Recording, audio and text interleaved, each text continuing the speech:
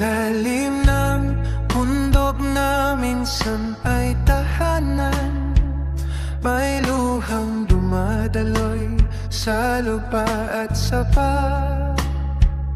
Dati may awit ang hangin at mga puno, ngayon ay alikabok ang sumasagot sa tao. May pangakong kaunlaran ng kanilang wika, ngunit pagas ng sugat ang iniwan sa lupa. Sa ngalan ng tubo, sino ang nawawala? Buhay, dangal at kinabukasan ng bansa.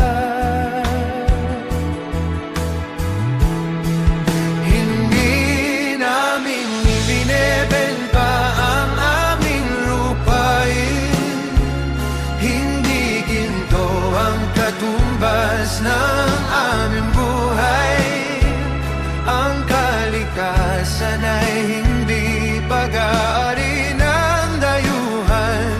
Ito'y hininga ng bayan, ito'y aming dahanan.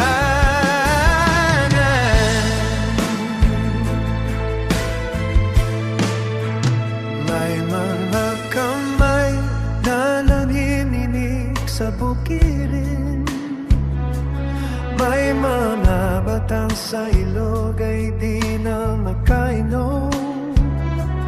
Ang bundok ay hinukay, ang ilog ay nilason, habang ang yaman ay palihim na iniyahon. Sa malayong lungsod sila ang nagbibilang, habang kami nagbabantay ng lupang sugatan. Hindi katahimikan ang aming paninindigan, kung ang kapalit nito ay pagkawasak ng bayan. Hindi namin ibinebenta ang aming lupain, hindi ginto ang katumbas ng aming buhay. Ang kalikasan ay hindi pag-aari ng dayuhan.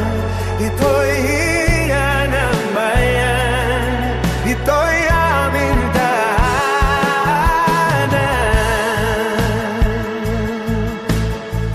Kung ang lupa'y mamamatay, saan tutubo ang pag-asa? Kung ang tao'y patatayimikin, sino ang magsasalita? Sa bawat punong pinutol, may panininigang sisibol. Hindi kami susuko, hindi kami matitinag. Hindi namin ibinebenta ang aming lupain, ito'y pamana, hindi negosyo ng ilan. Ang kalikasan at tao ay magkaugnay, kapag isa'y sinira, kaya nang mamamatay. Sa lupang sinasaktan,